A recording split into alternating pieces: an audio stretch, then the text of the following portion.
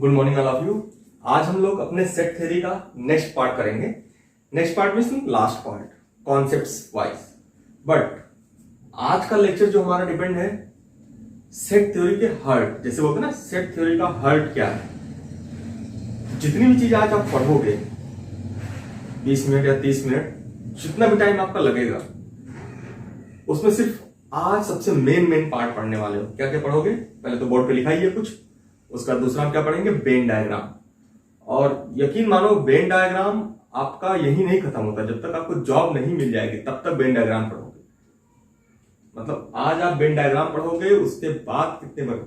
और दूसरी बात, 11th में कम से कम 15 से 20 नंबर का इससे मिलेगा। नहीं 20 तो 15 नंबर तो श्योर है, कहीं नहीं गया है वेन डायग्राम से और सेट थ्योरी मिला। तो आज का लेक्चर तो बहुत इंपॉर्टेंट है। और ये यही नहीं, कोई भी एग्जाम आप देने जाओगे, एडवांस या कॉम्पिटिटिव एग्जाम, कोई भी जेईई एडवांस की बात करो, मेंस की बात करो, एनडीए की बात करो, एनडीए में तो अच्छे खासे नंबर ऑफ क्वेश्चन आते हैं। जेईई मेंस में भी मिलेगा, एडवांस में मिलेगा, इससे तो बाहर कहीं जाना नहीं है। लेकिन आज के लेक्चर में जो हम करने वाले हैं उसका सबसे पहले हम लोग क्या करेंगे, जो कुछ लिखा है रिलेटेड टू लास्ट लेक्चर, उसके बाद हम लोग वेन डायग्राम करेंगे। तो सबसे पहले आपको यह देखना है कि सेट ऑफ नेचुरल नंबर आपने पढ़ा था, सेट ऑफ इंटीजर पढ़ा था, सेट ऑफ रेशनल नंबर पढ़ा था, सेट ऑफ रियल नंबर पढ़ा था। ये सारी चीजें हमने पढ़ी थी। यदि आपने नहीं भी पढ़ा है तो मैंने एक लेक्चर बनाया हुआ है क्लास 10th के लिए। बेटा ये तो पढ़ते आ रहे हो बचपन से, बट कभी आपने कंबाइंड फॉर्म में नहीं पढ़ा होगा। तो नंबर सिस्टम का जो मेरा पहला वीडियो है क्लास 10 को जाके देख सकते हो कि नंबर्स कितने तरीके के होते हैं, कितने टाइप्स के होते हैं। यदि आपने वो समझ लिया तो ये तो आपको पता ही है। यहाँ पे सिर्फ नोटेशन है, मैं कुछ नया नहीं बता रहा हूं, आपके 10th की चीज को ही बस कुछ नए फॉर्म में लिख दिया हूं। क्योंकि हम लोगों ने लास्ट टाइम पे क्या पढ़ा था, सबसेट पढ़ा था। तो यदि मैं बोलूं नेचुरल नंबर किसका सेट होगा, किसका सबसेट होगा, नेचुरल नंबर किसका सबसेट है, व्हाट इज द सबसेट, जानते हो? पूरा पार्ट उसमें लाई करें। तो नेचुरल नंबर क्या होता है? सबसे पहले तो नेचुरल नंबर होता क्या है, 1 2 3 डॉट डॉट। भाई नेचुरल नंबर कैसा सेट है, इनफाइनाइट सेट है, इन्फिनिटी एलिमेंट्स हैं, या बोलोगे अनंत, जैसे हिंदी बोलते हैं ना। तो एन में कितने होंगे, 1 से स्टार्ट होगा, पता नहीं कहां तक जाएगा, हमें नहीं पता। तो ये नेचुरल नंबर का सेट होता है। इंटीजर क्या होते हैं?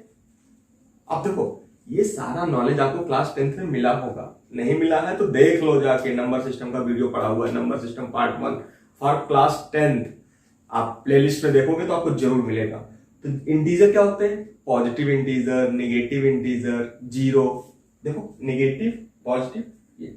और आप जानते हो नेचुरल नंबर क्या होते हैं? नेचुरल नंबर होता क्या है, natural number is a integer. कौन सा integer, positive integer. Natural number is a integer and positive integer बोलते हो आप। तो क्या हो गया, नेचुरल नंबर किसका सबसेट होगा, इंटीजर का। इंटीजर तो बहुत बड़ा होगा ना, उसमें पॉजिटिव भी आएगा, निगेटिव भी आएगा, जीरो भी आएगा। देखो लिखा हुआ सामने, कहीं जाना नहीं है, लिखा हुआ सामने। तो उसके बाद नेचुरल नंबर किसका सबसेट होगा, इंटीजर का। अब इंटीजर किसका सबसेट होगा, इंटीजर किसका सबसेट होगा, रेशनल नंबर का। क्योंकि जानते हो रेशनल नंबर क्या होते हैं, रेशनल नंबर क्या होते हैं, इंटीजर होते हैं ना उसमें। तो इंटीजर, अब बोलोगे sir rational number positive negative ये सारी चीजें कहां से? बेटा पॉजिटिव निगेटिव, निगेटिव क्या है कि जस्ट उसका अपोजिट होता है। जीरो के लेफ्ट हैंड साइड आओगे तो निगेटिव, राइट हैंड साइड जाओगे तो पॉजिटिव। तो ये क्या होगा, जेड क्या होगा, रेशनल नंबर का सबसेट होगा। किसका होगा, रेशनल नंबर का सबसेट। तो n is a subset of integer, integer is a subset of rational number. इतना क्लियर हो जाना चाहिए, इसलिए बोल रहा हूं जाके क्लास 10th वाला फर्स्ट पार्ट जरूर देख लेना, उसमें सब कुछ पता है। नंबर कितने टाइप के होते हैं, रियल नंबर, रियल नंबर कितने टाइप के होते हैं, रेशनल इरेशनल, रेशनल नंबर कितने टाइप के होते हैं, रेशनल नंबर कितने टाइप के होते हैं, बोलोगे on the basis of sine, positive negative zero, ये सारी चीजें। उसके बाद property, natural number, real number, ये सारी चीजें मैंने बताया हुआ है उसमें। उसके बाद क्या बचा, रेशनल नंबर हो गया। अब क्या बचा आपका, रेशनल नंबर क्या होता है, रियल नंबर का सबसेट। क्योंकि रियल नंबर कितने टाइप के होते हैं, 2 टाइप के। कौन कौन से, रेशनल और इरेशनल। तो रेशनल नंबर किसका सबसेट है, रियल नंबर का। क्लियर। अब इरेशनल नंबर, टी मतलब इरेशनल, टी मतलब इरेशनल, तो इरेशनल किसका सबसेट होगा? रियल नंबर का। आर मतलब रियल नंबर, क्यू मतलब रैशनल, टी मतलब इरेशनल।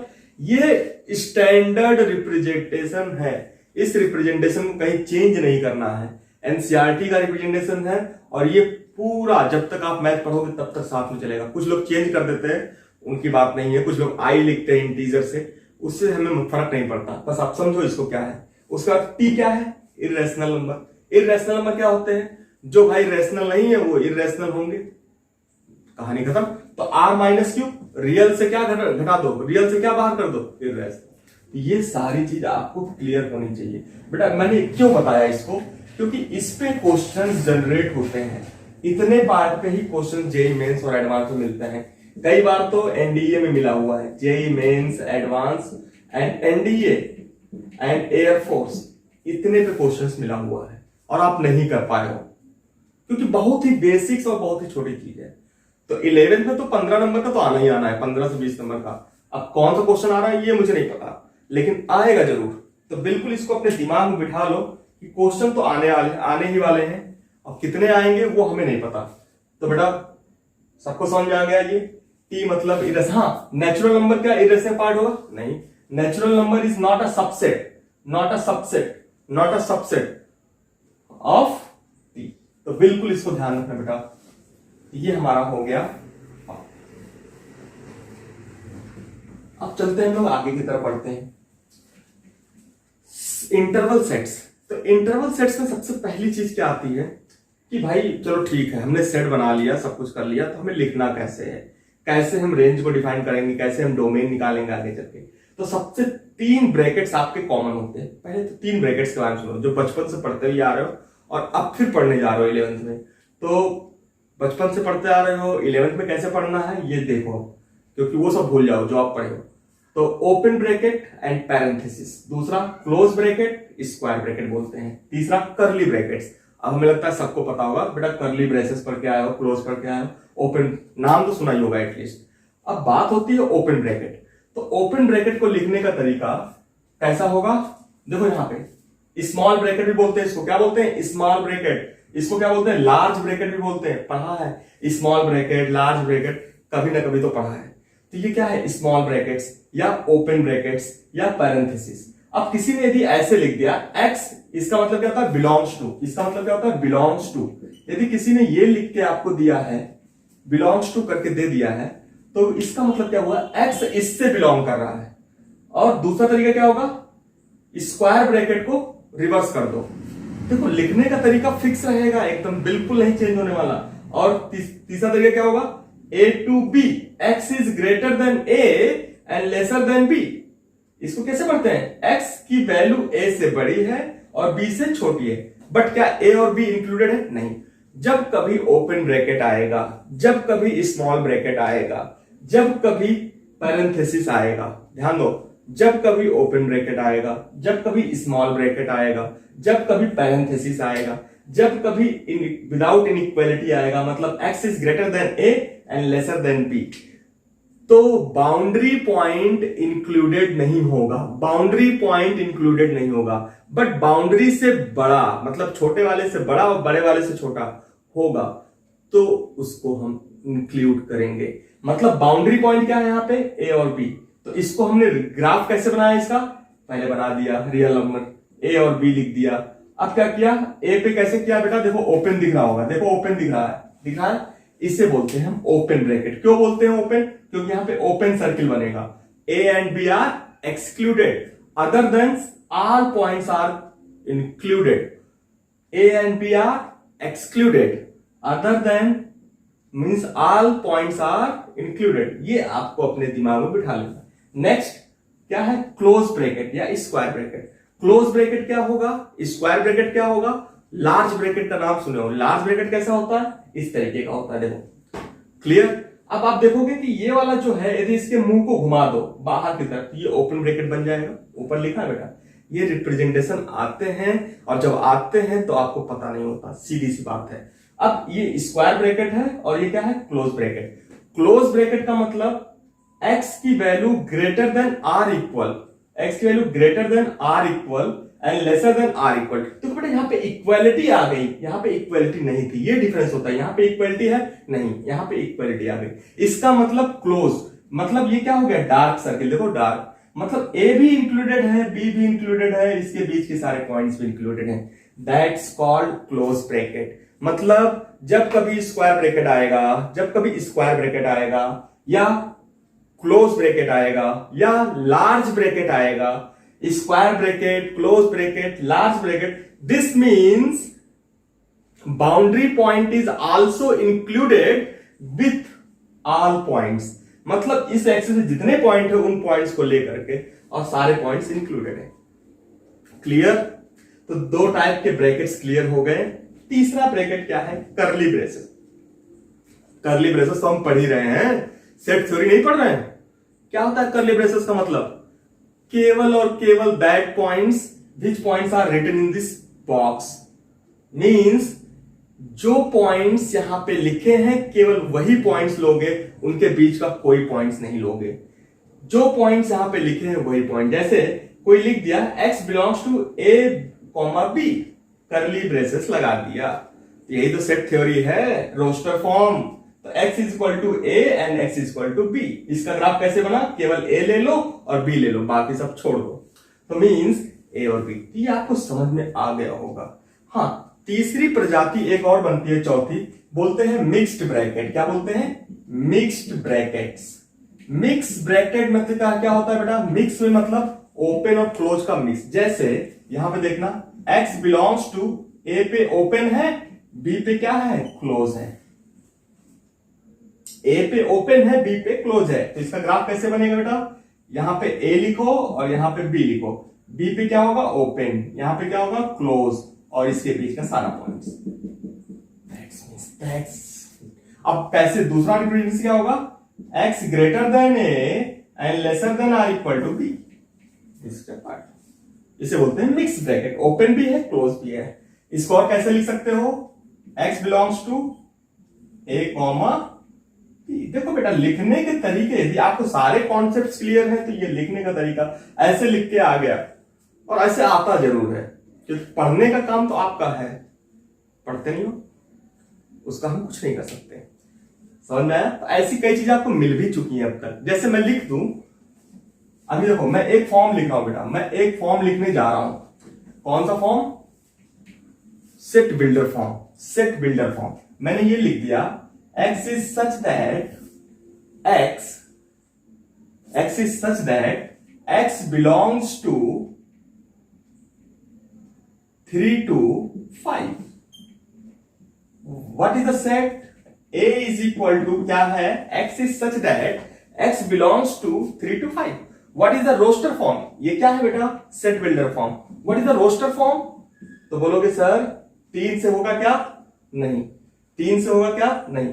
और यहां पे मैंने लिख दिया x is such that x, and ये भी लिख दो बेटा, x belongs to इंटीजर। अब 3 से 5 के बीच का इंटीजर, तो क्या 5 इंक्लूडेड है, यस, स्क्वायर ब्रैकेट है। तो कौन कौन से इंटीजर आएंगे, 4, 5। This is a roster form. ये क्या हो गया बेटा, रोस्टर फॉर्म। और ये क्या हो गया, सेट बिल्डर फॉर्म। आ गया। ऐसे क्वेश्चंस आपको मिलते हैं, ओपन भी है, क्लोज भी है। तो इन सबको आपको बेसिक्स है, बिल्कुल बेसिक्स है, इसमें कुछ सोचना नहीं है कि हमें क्या करना है, इसको तो पढ़ना तो है ही है। बेसिक्स का मतलब पढ़ना तो है ही हमें, इससे आप भाग नहीं सकते हो। तो ये हमें बिल्कुल ध्यान में रखना है। तो हमें लगता है सबको समझ में आ गया होगा। अब हम लोग टाइम वेस्ट नहीं करते हैं और आगे बढ़ते हैं इस तरफ, वेन डायग्राम या पिक्टोरियल रिप्रेजेंटेशंस। क्या बोलते हैं उसको हम लोग, वेन डायग्राम या पिक्टोरियल रिप्रेजेंटेशंस। तो पिक्टोरियल रिप्रेजेंटेशंस हम जब करते हैं, पिक्टोरियल का मतलब सबको क्लियर है, हम लोग को सबको क्लियर होना चाहिए पिक्टोरियल का मतलब होता क्या है, सब क्लियर होना चाहिए। पिक्टोरियल मतलब ऐसी चीज जिसको हम फिगर से रिप्रेजेंट कर दें। तो पूरे सेट थ्योरी को आप वेन डायग्राम से कर सकते हो। किससे कर सकते हो, वेन डायग्राम। तो बेटा वेन डायग्राम आज हम करेंगे और इसके थ्रू हम बहुत बड़े बड़े क्वेश्चन सॉल्व करेंगे, और पक्का मान के चलो 12 से 15 से 20 नंबर का आपको मिलना ही मिलना है। 11th क्लास में तो मिलना ही मिलना है, जेईई मेंस एडवांस की बात नहीं करते हो। तो वेन डायग्राम। वेन डायग्राम मतलब पिक्टोरियल रिप्रेजेंटेशन, पिक्टोरियल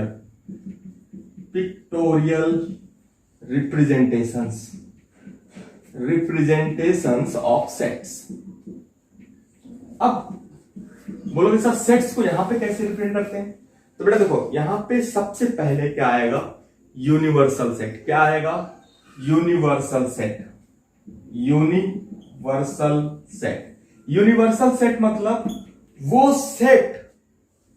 सेट जिसमें सारे एलिमेंट्स हो, जितना भी आप यूज करने वाले हो अपने क्वेश्चंस में, वो सारे एलिमेंट किसमें होंगे? यूनिवर्सल सेट में।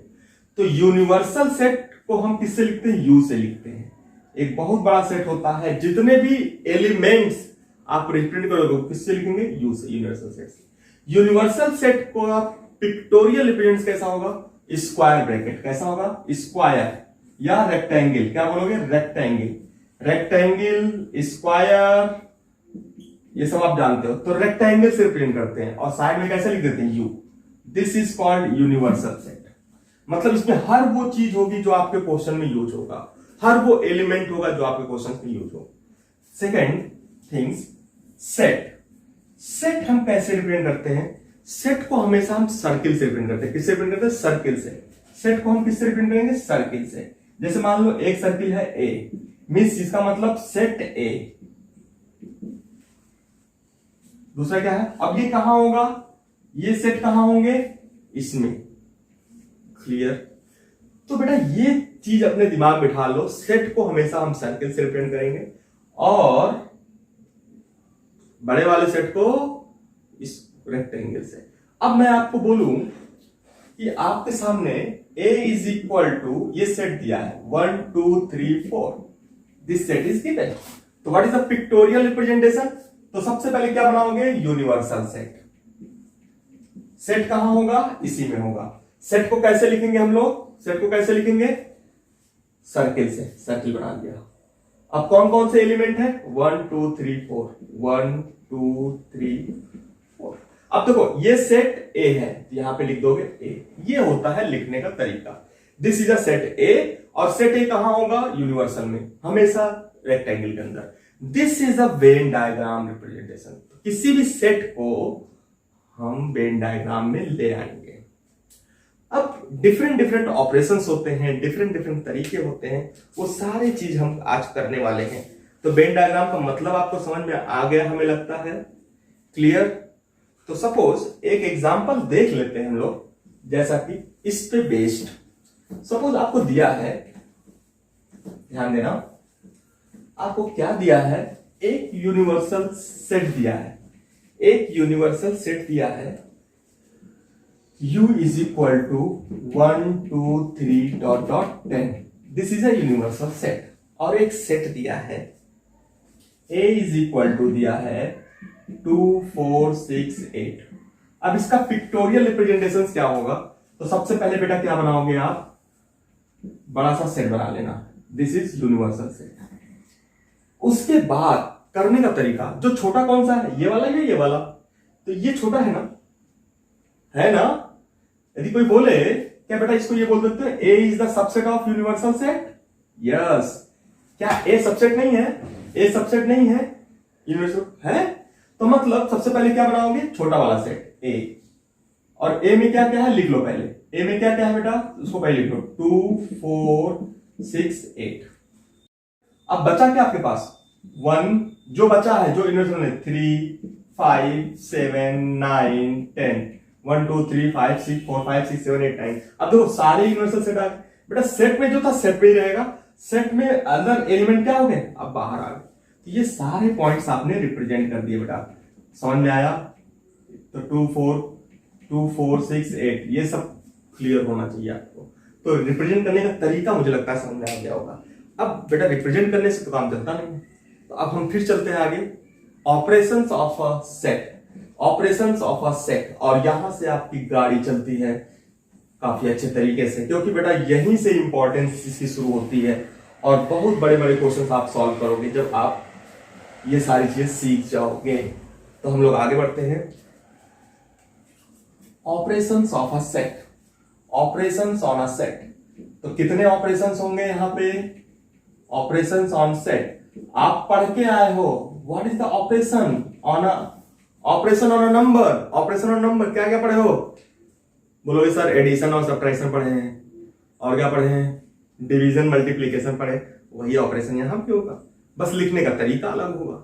भाई मल्टीप्लीकेशन, डिवीजन, एडिशन, सब्ट्रैक्शन क्या है? ऑपरेशन है। भाई कैंची लेके थोड़ी ना ऑपरेशन करेंगे हम, यहाँ पे मैथमेटिशियन है तो हम क्या करेंगे? Multiplication, division. डॉक्टर होते तो क्या करते? कैंची उठाते, चीड़ फाड़ डालो एकदम। तो वो काम हम नहीं करेंगे यहाँ पे हम क्या करेंगे? Addition, subtraction, multiplication. तो बेसिकली हमें यहाँ पे क्या क्या ऑपरेशन करना है? सबसे पहला ऑपरेशन हमारा होगा यूनियन, यूनियन ऑफ सेट्स। दूसरा ऑपरेशन होगा इंटरसेक्शन ऑफ अ सेट।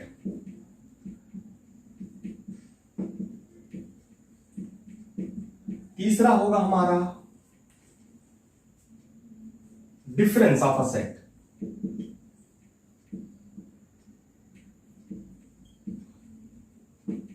चौथा होगा हमारा सिमेट्रिक डिफरेंस।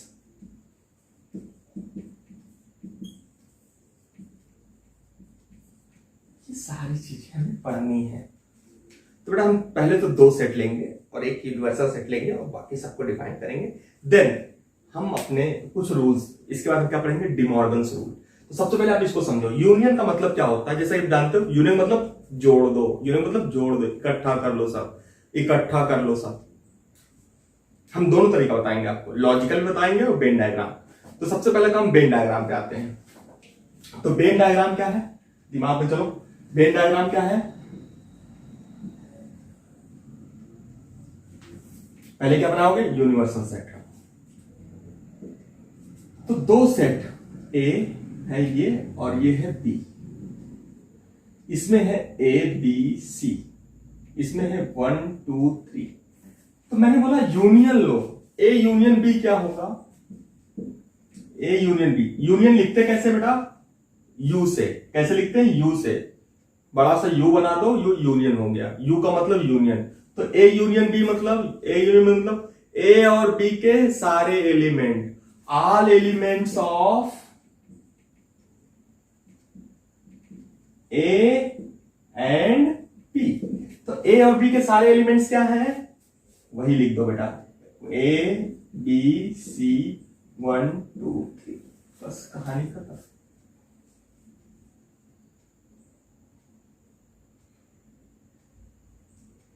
क्लियर? ये होते हैं बेटा। तो A union B, A union B का मतलब ए में हो या बी में हो, दैट्स एलिमेंट। तो आपका हो जाएगा। क्लियर? कोई डाउट नहीं? तो यूनियन का मतलब ए और बी के सारे element. Next, A intersection B. Intersection मतलब उल्टा, उल्टा, उल्टा मतलब यू को रिवर्स कर दो, यू को रिवर्स कर दो। तो ए इंटरसेक्शन बी। अब ए और बी में कॉमन, अब मैं बोलूं ए और बी में कॉमन क्या है?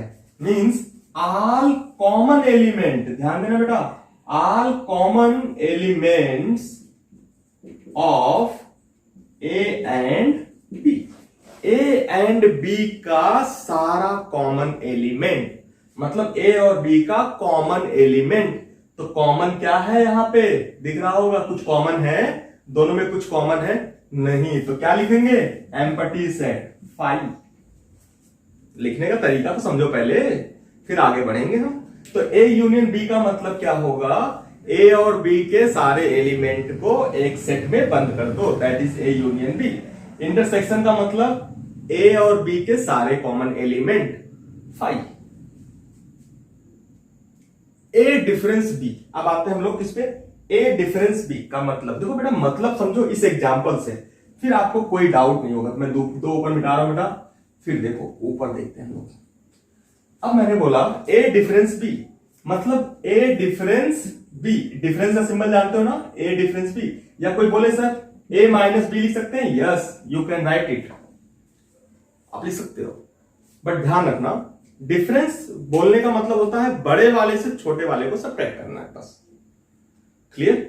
लेकिन यदि किसी ने a माइनस बी लिख दिया तो इसका मतलब क्या हुआ, ऑल एलिमेंट्स क्या होगा a माइनस बी का, all elements belongs to a but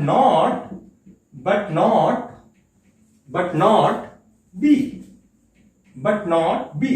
वो एलिमेंट जो a में है, वो एलिमेंट जो a में है बट b में ना हो, a में हो लेकिन b में ना हो। हम एग्जाम्पल जरूर करेंगे इसके, एक दो एग्जाम्पल मैं जरूर करवाऊंगा, बट अभी बोलूं a माइनस बी क्या होगा, जो a में हो लेकिन b में ना हो। तो a में क्या है, ABC। तो means what is the answer, यहां पे तो आंसर डायरेक्ट आ गया। क्या आ गया answer, a comma B comma C. भाई जो a में है लेकिन b में ना हो, तो a कॉमा बी कॉमा सी। अभी हम और एग्जांपल लेंगे इसके बाद, पहले आप एक एक करके समझ लो। तो आपको ये समझ में आ गया। अब सिमेट्रिक डिफरेंस क्या होता है, what is the means of symmetric difference. बेटा बेसिकली ये क्या होता है, एप्लीकेशन होता है। क्या होता है, एप्लीकेशन होता है। और एनडीए में क्वेश्चंस आए हुए हैं इस पे, एनडीए में क्वेश्चन बहुत आए हुए हैं सिमेट्रिक डिफरेंस पे। तो सिमेट्रिक डिफरेंस का सिंबल क्या होता है, what is the means of symmetric difference, A delta B. What is the means of this, A minus B union B minus A. This is a symmetric difference. मतलब यहां पे पहले क्या लिखोगे, ए में हो लेकिन बी में ना हो। फिर दूसरा क्या, बी में हो लेकिन ए में ना हो, बी में हो लेकिन ए में ना हो। फिर दोनों का यूनियन, तो क्या बच जाएगा, यही आ जाएगा फिर से। दिस इज आंसर, मीन्स ये वाला आंसर आ जाएगा। ए में हो लेकिन बी में ना हो, तो पहले क्या लिखोगे, ए में हो लेकिन बी में ना हो, तो ए बी सी। फिर यूनियन, बी में हो लेकिन ए में ना हो, 1 2 3। इन दोनों का यूनियन, देखो ए बी सी 1 2 3। बेटा ये वाला पार्ट ज्यादा इंपॉर्टेंट, इसको दिमाग में रखना। अब बोलोगे सर इसका हम ग्राफ भी बना सकते हैं। Yes, by the use of this trick आप इसको और भी अच्छे से समझ सकते हो। कैसे, हम क्वेश्चंस करते हैं, उसके बाद आप समझते चलो, साथ में सारी कहानी हो जाएगी। तो बेटा हम चलते हैं, आगे बढ़ते हैं। सबसे पहले हम एक एग्जांपल लेते हैं अच्छा सा, जिससे आपको और क्लियर हो जाए। तो बेटा सारी चीजें यदि आपको भूल रहा हो तो बार बार रिवाइज करो, अच्छे से देखो। कम से कम 15 नंबर तो मिलना ही मिलना है। यदि आपको वेन डायग्राम समझ में आ गया तो 15 नंबर आपका कहीं नहीं गया है। करने का तरीका काफी अच्छी चीजें होती है वेन डायग्राम। ये होता ही है सेट थ्योरी में, वेन डायग्राम पे ही क्वेश्चंस मिलते हैं आपको। जैसे मैं आपको एक क्वेश्चन से लिख के दे रहा हूं, फटाफट उसको फाइंड आउट करना है। कैसे, ध्यान देना, आपकी बुक का ही है, कहीं बाहर का नहीं है, एनसीईआरटी का ही है। ए आपको दिया है, ए आपको दिया है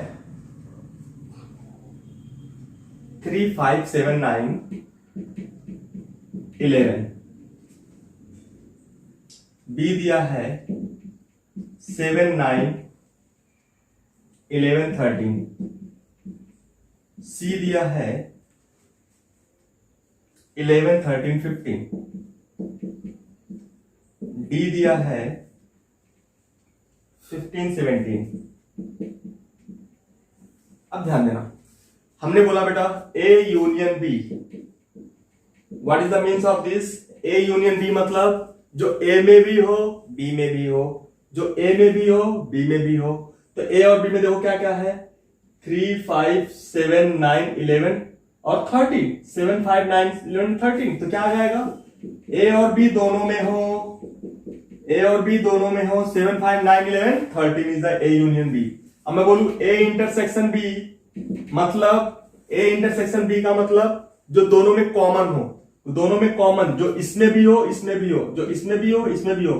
कौन कौन से एलिमेंट है बेटा, 7 9 11 7 9 11 7 9 11। समझ में आ रहा है कि नहीं, बिल्कुल समझ में आना चाहिए, क्लियर। उसके बाद सी यूनियन बी डी, सी माइनस डी लिखते हैं हम लोग। क्या लिखते हैं, सी माइनस डी।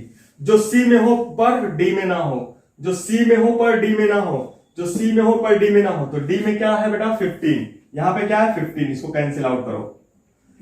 और कुछ बचा जो सी में हो लेकिन डी में ना हो, तो क्या बचा, सी में है 11 13। कहानी खत्म। बिल्कुल इजी। फिर डी माइनस सी क्या होगा, डी माइनस सी क्या होगा, जो डी में हो लेकिन सी में ना हो, जो डी में हो लेकिन सी में ना हो। डी में क्या है 15 15 है, दोनों में काट दो, कितना बचेगा 17। कितनी अच्छी बात है, कितनी इजीली आ गया। अब मैं बोल रहा हूं C symmetric D, C symmetric D का मतलब C minus D union D minus C. इस एक क्वेश्चन को अच्छे से समझ लो, बिल्कुल कहानी खत्म। अब सी माइनस डी मतलब दोनों का यूनियन, सी माइनस डी क्या है 11 13, डी माइनस सी क्या है 17, दोनों का यूनियन मतलब दोनों को इकट्ठा कर दो 11 13 17। बेटा बिल्कुल आसान होता है, तो हमें नहीं लगता बहुत ज्यादा टफ है, इससे आसान और कुछ नहीं मिल सकता। तो चलो अब आगे हम लोग करते हैं। तो मतलब आपको ऑपरेशंस का मतलब क्लियर हो गया। हाँ, एक ऑपरेशन और है जिसका हम यूज करेंगे, डिसजॉइंट सेट। क्या होता है बेटा, डिसजॉइंट सेट। ज्वाइंट सेट और डिसजॉइंट सेट में डिफरेंस क्या है, ये दोनों पिक्टोरियल रिप्रेजेंट। देखो जैसे मैंने अभी एक फिगर बनाया था इस तरह का कुछ, और दूसरा फिगर मैं ये बना रहा हूं। तो बेटा मैक्सिमम केसेस में आपको ऐसे फिगर मिलेंगे। कैसे, आपकी बुक में इस तरह के वेन डायग्राम ज्यादा मिलेंगे, इस तरह के वेन डायग्राम ज्यादा मिलेंगे। ये वेरी वेरी इंपॉर्टेंट पार्ट है। बट ये क्या है, डिसजॉइंट और ज्वाइंट का चक्कर था ना, तो इसे हम क्या बोलते हैं, डिसजॉइंट। डिसजॉइंट मतलब जो जुड़े ना हो, जिसमें कुछ कॉमन ना हो, जिसमें कुछ कॉमन ना हो, ये क्या है, ज्वाइंट सेट। क्या है, ज्वाइंट सेट्स। ज्वाइंट सेट्स में कॉमन पार्ट होता है। यहां पे यदि मैं बोलूं ए इंटरसेक्शन बी क्या है, ए इंटरसेक्शन बी, दोनों में कुछ कॉमन है नहीं। देखो ए भी अलग है, बी भी अलग है, कुछ कॉमन नहीं है, तो क्या होगा, फाइव। फाइव मतलब एम्प्टी सेट्स, फाइव मतलब एम्प्टी सेट्स। अब जब ये एम्प्टी सेट्स हो गया तो क्या बोलोगे, सर इंटरसेक्शन भी एम्प्टी सेट्स है, कुछ कॉमन नहीं है, तो दिस कॉल्ड इज जो डिसजॉइंट सेट। और ज्वाइंट सेट मतलब कुछ ना कुछ कॉमन होगा, कुछ ना कुछ कॉमन होगा। जैसे यहाँ पे एक्स कॉमन है, दोनों में है, ए में भी है बी में भी है। एक्स कहां है, ए में भी है बी में भी है, तो ए इंटरसेक्शन बी क्या आ गया, एक्स आ गया बेटा। ये आपका कॉमन पार्ट क्या आ गया, एक्स। अब मैं बोलता ए इंटरसेक्शन बी क्या है, तो क्या बोलते हैं आप, एक्स। तो डिसजॉइंट का मतलब कुछ भी कॉमन नहीं, जॉइंट मतलब कॉमन। अब ये काम तो हमारा हो गया बेटा, इस क्वेश्चन कर लो, पूरा एक्सरसाइज खत्म हो जाएगा आपका 11th में जो भी है, जो भी चीजें हैं। अब आते हैं हम लोग complement of a sets. Complement सब लोगों ने पढ़ा होगा, जहां तक मुझे लगता है कॉम्प्लीमेंट सबके दिमाग में होगा। बेटा देखो ये भी क्या है, ऑपरेशन से, छोटे छोटे ऑपरेशन से बड़े बड़े क्वेश्चन बनते हैं, जानते ही हो। बड़े बड़ी चीजों को बनाने के लिए छोटी छोटी चीजें पढ़नी पड़ती हैं। तो बिल्कुल आसानी से हम सारे क्वेश्चन करेंगे, बिल्कुल अपने दिमाग में बिठा लो। तो हम चलते हैं आगे। कॉम्प्लीमेंट, कॉम्प्लीमेंट मतलब पूरक, पूरा करने वाला। कॉम्प्लीमेंट सेट्स, कॉम्प्लीमेंट सेट्स को हम कैसे लिखते हैं, या तो ए डैश से लिखते हैं, या ए पे सी लिख देते हैं, या ए बार लिख देते हैं, या यू माइनस ए लिख देते हैं। ये सारे नोटेशंस हैं कॉम्प्लीमेंट के। या तो ए डैश लिखते हैं, या ए कॉम्प्लीमेंट लिखते हैं, या ए बार लिखते हैं, या यू माइनस ए। यू मतलब यूनिवर्सल से ए को बाहर कर दो।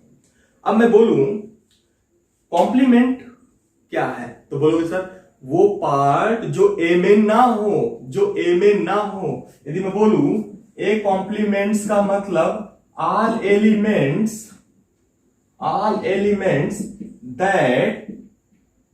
that's not belong to A, वो एलिमेंट जो ए को बिलोंग नहीं करते हैं। जैसे मान लो अभी एक एग्जांपल मैं दे रहा हूं आपको, 1 2 3 4 5 और ए दिया है 1 2 3। तो what is the A union A complement, what is the A complement, जो ए में ना हो बट यू में तो है। देखो 1 2 3 कैंसिल, क्या बचेगा 4 5। कहानी खत्म, यही पूरा एलिमेंट है, यही कॉम्प्लीमेंट है। या बोलोगे सर इसको u माइनस ए लिखते, this is clear. A complement का मतलब u माइनस ए, यूनिवर्सल से ए को बाहर कर दो। अब मैं बोलूं इसका रिप्रेजेंटेशन क्या होगा, इसका रिप्रेजेंटेशन क्या होगा, तो बोलोगे सर ऐसे बनाते हैं हम लोग, ये ए हो गया। अब ये तो ए वाला पार्ट है। अब मैंने बोला बेटा कॉम्प्लीमेंट क्या होगा, व्हाट इज द कॉम्प्लीमेंट? तो बोलोगे सर इसको काट के निकाल दो, बाहर कर दो। तो कॉम्प्लीमेंट क्या हो गया, ये वाला पार्ट, ये वाला पार्ट हो गया कॉम्प्लीमेंट पूरा, ये बाहर वाला पार्ट हो गया कॉम्प्लीमेंट। इसको हमने निकाल दिया, इसको आप गायब कर दो। तो ये बाहर वाला पार्ट जो शेडेड पार्ट है ये क्या हो गया, कॉम्प्लीमेंट। इसी को बोलते हैं कॉम्प्लीमेंट। ये क्या हो गया टोटल बेटा, ए के बाहर ए कॉम्प्लीमेंट क्या हो गया, ये आपका ए हो गया और उसके बाहर का पार्ट कॉम्प्लीमेंट। तो ये वाला रीजन कॉम्प्लीमेंट है, ये वाला रीजन क्या है, कॉम्प्लीमेंट। क्लियर? अब बिल्कुल ध्यान देना, एक प्रॉपर्टी है उसको ध्यान रखना, ए यूनियन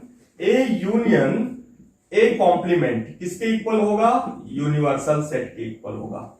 हमेशा ये होगा बेटा, यदि कोई सेट है और उसका यूनियन ले लोगे किसके साथ, कॉम्प्लीमेंट के साथ, तो क्या आएगा, यूनियंस, पूरा यूनिवर्सल आएगा। इंटरसेक्शन ए कॉम्प्लीमेंट क्या आएगा हमेशा, फाई आएगा। इन दोनों चीजों को याद रखना बेटा, ये बहुत ही इंपॉर्टेंट प्रॉपर्टी है, वेरी वेरी इंपॉर्टेंट प्रॉपर्टी, इसको लिख लेना, very very important. A union A complement universal set, A intersection A complement phi. कहीं भी दे सकता है छोटे से एग्जाम में यार। हाँ, बहुत ज्यादा यदि मैथ नहीं पढ़नी है आपको, कहीं सीसेट देना पड़ गया आईएएस के लिए, तो वहां पे चीजें डायरेक्ट पूछ लेता है, वहां पे आप नहीं कर पाते हो। तो बिल्कुल आज से ध्यान रखो कि हमें कुछ भी करना पड़े तो हम करने के लिए तैयार हैं। तो हमें लगता है कॉम्प्लीमेंट समझ में आ गया। अब हम आते हैं डी मॉर्गन्स लॉ। किस पे आते हैं, D Morgan's law. D Morgan's law क्या है, डी मॉर्गन्स लॉ क्या है उसको देखते हैं हम। डी मॉर्गन्स लॉ कुछ नहीं है, बिल्कुल आसान सा लॉ है, बट बहुत से क्वेश्चंस इस पे बनते हैं। D Morgan's law, D Morgan's law basically ये लॉज ऑफ कॉम्प्लीमेंट है। बेसिकली आप इसको समझ सकते हो, लॉज ऑफ कॉम्प्लीमेंट। तो पहला लॉज कॉम्प्लीमेंट्स, जैसा कि एनसीईआरटी में लिखा है, प्रॉपर्टीज ऑफ कॉम्प्लीमेंट्स लॉज लिखा हुआ है। तो डी मॉर्गन्स लॉ में हम सबसे पहले क्या करते हैं, देखो ध्यान से, जो हमारा डी मॉर्गन्स लॉ क्या है, ए यूनियन बी का कॉम्प्लीमेंट्स।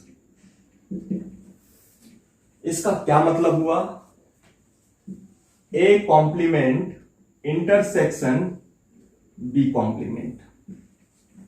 बिल्कुल समझना आसानी से। अब वेन डायग्राम समझना ज्यादा आसान है। कैसे, देखो हमने बनाया ये वाला सेट, कैसे बनाया, कोई प्रॉब्लम किसी को, हमने इसे बना लिया, कुछ प्रॉब्लम नहीं होनी चाहिए। ये ए है, अब मैं बोलूं ए यूनियन बी क्या होगा बेटा, ए यूनियन बी क्या होगा, what is the A union B, A और बी दोनों में हो, ये वाला पूरा पार्ट हो गया।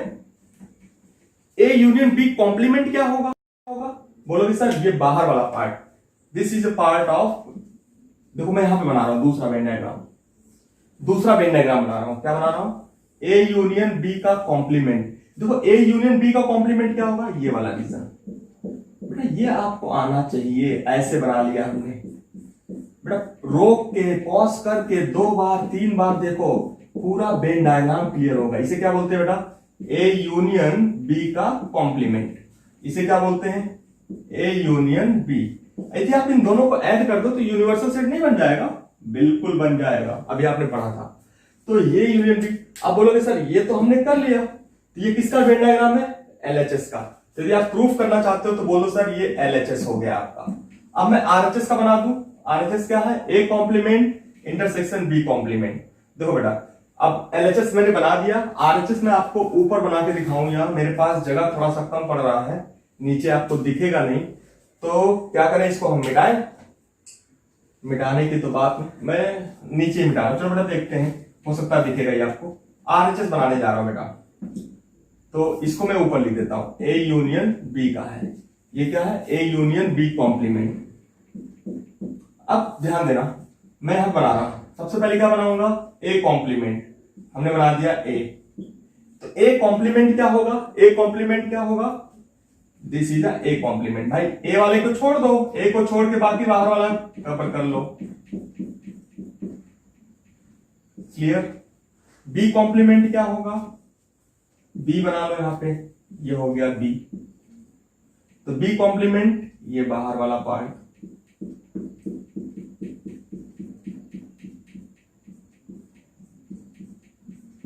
अब ए कॉम्प्लीमेंट और बी कॉम्प्लीमेंट, यदि आप बोलोगे सर अलग अलग फिगर हमने बनाया, बेटा अलग अलग हमने इसे बनाया। यदि हम मान लो, यदि आप ये सोच रहे हो कि हम एक साथ बना सकते थे, चलो हम एक फिगर ही बनाते हैं, साथ बनाते हैं सबके। आप इसको बिल्कुल इग्नोर करो, जैसा भी आपको लग रहा है। हमने बना लिया ये वाला फिगर, क्योंकि हमने ऊपर ये बना लिया, तो ये वाला पार्ट होना चाहिए। अब देखो ये ए है और बी है। ए कॉम्प्लीमेंट, पहले क्या बनाएंगे हम लोग? ए कॉम्प्लीमेंट। ए कॉम्प्लीमेंट का मतलब जो ए में ना हो, जो ए में ना हो। ए में क्या नहीं है बेटा? ये वाला पार्ट देखो, ये पार्ट है क्या ए में? नहीं। ये हो गया ए कॉम्प्लीमेंट। ये पूरा क्या हो गया? A complement. क्लियर? ए को छोड़ दिया, फिर बी कॉम्प्लीमेंट बनाओ। दो थोड़ा छोटा बना रहा हूं, उसको आप इग्नोर करो। ये ए हो गया, ये बी हो गया।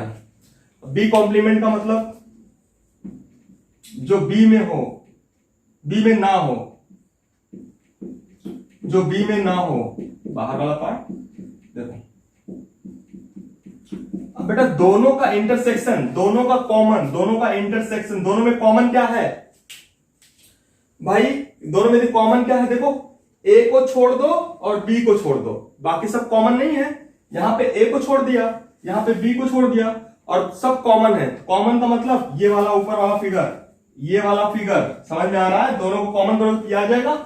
हेंस प्रूफ भाई इन दोनों का इंटरसेक्शन, जो इसमें ए में ना हो और जो बी में ना हो, जो ए में ना हो बी में ना हो, तो यही फिगर तो बनेगा। This is also called A complement intersection B complement. This is a De Morgan's first law. अब सेकेंड लॉ आप प्रूफ कर सकते हो बेटा। पहले एलएचएस बनाओ, फिर आरएचएस। यदि नहीं होता है तो कमेंट सेक्शन में जरूर बताओ कि सर नहीं हुआ है। मैं आपको उसमें 1 मिनट लगेगा, मैं आपको बना के दे दूंगा। तो फटाफट, वेन डायग्राम सबसे आसान पार्ट होता है। यदि आपको समझ में आ गया तो, नहीं आया तो वैसे है नहीं कुछ समझने के लिए, मेरे हिसाब से तो कुछ नहीं है। ये बिल्कुल, चाहे आप किसी भी लेवल के बच्चे हो, चाहे मिडिल क्लास हो, चाहे अपर क्लास हो, चाहे आपके दिमाग का कोई भी लेवल हो, ये तो इजिली हो ही जाता है, क्योंकि इसमें कोई भी ऐसी चीज नहीं है। दूसरा, डिमॉर्गन्स लॉ में क्या है? ए इंटरसेक्शन बी कॉम्प्लीमेंट क्या हो जाएगा? देखो रिवर्स, डिमॉर्गन्स सीधे कॉम्प्लीमेंट है तो पहले क्या लिखोगे? A complement. यहां पे इंटरसेक्शन है तो क्या हो जाएगा? यूनियन। और फिर क्या हो जाएगा? B complement.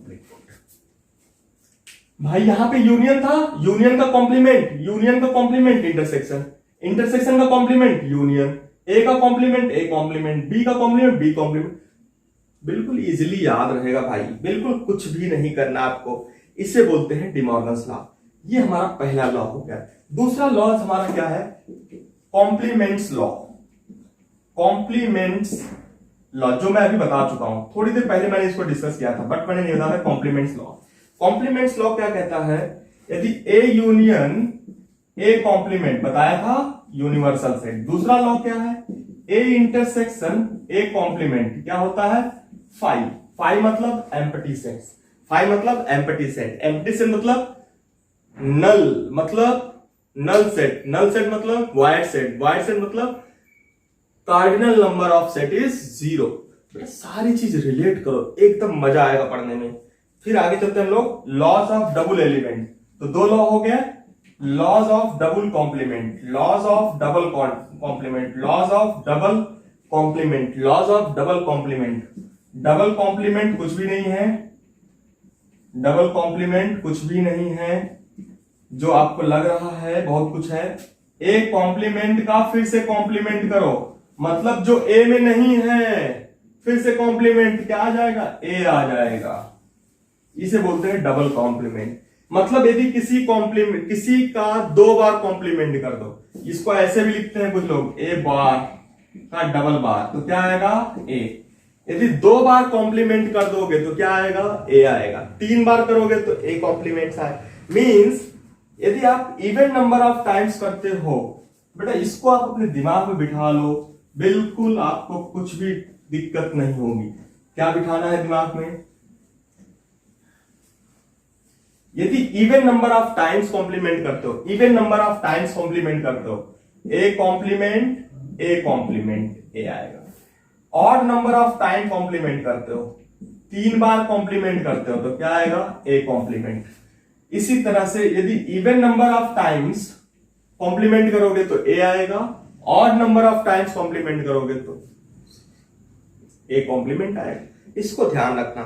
चलो next, laws of universal set and laws of, ये तो आप जानते ही हो, यदि फाई का कॉम्प्लीमेंट करोगे, एम्प्टी सेट का कॉम्प्लीमेंट करोगे, complement of empty sets, phi का कॉम्प्लीमेंट क्या होगा, यूनिवर्सल सेट, और यूनिवर्सल सेट का कॉम्प्लीमेंट क्या होगा, फाई। बेटा ये सब याद रखो, ये सब बिल्कुल बेसिक चीज है भाई।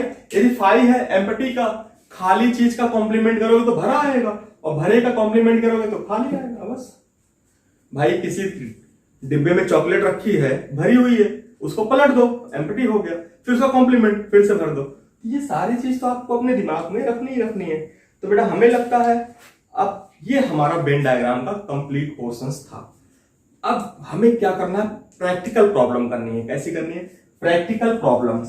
तो हम लोगों का हाँ इस पे questions, D Morgan's law, Venn diagram, जितने भी अभी तक मैंने समझाया आपको, यदि वो समझ में आ गया तो प्रैक्टिकल प्रॉब्लम में कुछ भी नहीं है। जैसे कि मैं करके एक क्वेश्चन दिखा रहा हूं, practical problem, practical problems on sets, problems on set. तो प्रैक्टिकल प्रॉब्लम ऑन सेट में आपको बिल्कुल क्वेश्चंस दिखते हैं।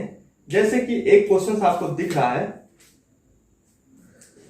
यदि आपके पास एनसीईआरटी है या नहीं भी है तो कोई बात नहीं, मैं आपको एक अच्छा सा क्वेश्चन करके दिखा रहा हूं। जैसा कि question number third, question number third means 1.6 का एनसीईआरटी का क्वेश्चन नंबर थर्ड है। यदि आप ध्यान से देखो तो मैं उसे आप करवा के बता रहा हूं कि जैसे एक ग्रुप दिया है, कितने परसेंट का ग्रुप दिया है, आपके सामने क्वेश्चन दिख रहा होगा बेटा, ग्रुप दिया है, ग्रुप मतलब 400% का एक ग्रुप है। तो मीन्स क्या होगा, वो क्या होगा, यूनिवर्सल सेट। यूनिवर्सल सेट में कितने परसेंट है, 400%। मतलब टोटल, यदि number of elements in universal set 400। अब क्या बोल रहा है, हिंदी स्पीक, कितने हिंदी स्पीक कर रहे हैं, number of person in Hindi speaking लिखा है आपके सामने 250, और नंबर ऑफ इंग्लिश स्पीकिंग कितने हैं, बोलोगे सर लिखा हुआ सब, मैं कुछ नहीं कर रहा हूं, लिखा हुआ है आपके सामने 200, आपके सामने क्वेश्चंस दिया हुआ है, बोर्ड पे दिख भी रहा है। अब ये आपको गिवन है। अब बोलोगे सर सबसे पहले तो हम वेन डायग्राम ड्रॉ कर ले तो ज्यादा आसान होगा, कर ले, चलो देखते हैं। तो वेन डायग्राम बेटा क्या पूछ रहा है आपसे, पूछ क्या रहा है कि number of person that speaks Hindi and English both, number of person that speaks Hindi and English both, both का मतलब इंटरसेक्शन, भी दोनों बोल रहे हैं, तो एन एच इंटरसेक्शन ई, जो दोनों में कॉमन है, ये हमसे पूछ रहा है। अब देखो क्या करेंगे हम लोग, सबसे पहले ऐसे बनाएंगे, कॉमन कुछ है ना, यस, तो ये क्या है, हिंदी का सेट, ये क्या है, इंग्लिश का, और दोनों में कितने लोग हैं, हमने क्या मान लिया बेटा, एक्स मान लिया, बिल्कुल एक्स मान लिया, और नंबर ऑफ 400 पीपल्स हैं, और कितने people can speak Hindi and English, ये आपसे पूछ रहा है, कितने पीपल पूछ कर सकते हैं। अब सबसे पहले आप देखो तो सबसे पहला पार्ट, कॉमन पार्ट क्या है इसमें, ये वाला पोर्शन कॉमन है, तो कॉमन मतलब एक्स, सबसे पहले हम इसको लिखते हैं एक्स, ठीक है, समझना इसको, हम क्या लिखते हैं, एक्स लिखते हैं। अब हमने एक्स लिख दिया। अब हिंदी कितने बोल रहे हैं, 250, भाई हिंदी कितने बोले, ये टोटल कितना है, 250। अब x पहले आ गया तो कितने बचे, कितने बचे हैं आपके पास, बोलोगे सर 250 माइनस एक्स, भाई 250 तो है हिंदी में पूरे, तो दोनों को ऐड करो, 250 माइनस एक्स प्लस एक्स 250 ना। उसके बाद इंग्लिश कितने हैं, 200, तो कितने होंगे यहाँ पे, 200 माइनस एक्स। बेटा ये बिल्कुल समझने में दिक्कत नहीं, सबसे पहले कहां से स्टार्ट करेंगे, कॉमन पार्ट से, कॉमन एक्स था। अब देखो इन सबको ऐड करो, इनकी संख्या कितनी है टोटल, 400, एंड यू मतलब बोलो तो ना जितने हैं पूरे टोटल, तो कितने हैं टोटल 400, तो इनका पूरा सम कितना है 400, तो मींस इन सबको ऐड करो। This is a Venn diagram method. बताओ है कि नहीं है आसान, बिल्कुल आसान है। यदि नहीं समझ में आया तो एक बार फिर से देखो, ये किसके इक्वल होंगे 400। अब देखो x से x कैंसिल आउट, क्या बचे 450 minus x is equal to 400, what is the x 50, मतलब 50 बंदे ऐसे हैं जो इंग्लिश और हिंदी दोनों बोलते हैं, 50 बंदे ऐसे हैं जो हिंदी और इंग्लिश दोनों बोलते हैं। बेटा 1.6 आप करोगे, और इसके बाद सिर्फ एक लेक्चर मैं आपको और दूंगा 5 से 6 क्वेश्चंस का, जो कि काफी इंपॉर्टेंट होंगे, प्रैक्टिकल प्रॉब्लम से रिलेटेड होंगे। तो सबसे पहले आज का लेक्चर आप बार बार उसको देखो, 2-3 बार तो कम से कम देखो ही देखो, क्योंकि सारी चीजें बेसिक्स रिलेटेड है। अब वेन डायग्राम पे मुझे 4-5 क्वेश्चन करवाने हैं आपको, वो मैं करवा के आपको दे दूंगा, उसके बाद हमारा सेट थ्योरी कंप्लीट हो गया। Okay, thank you everybody.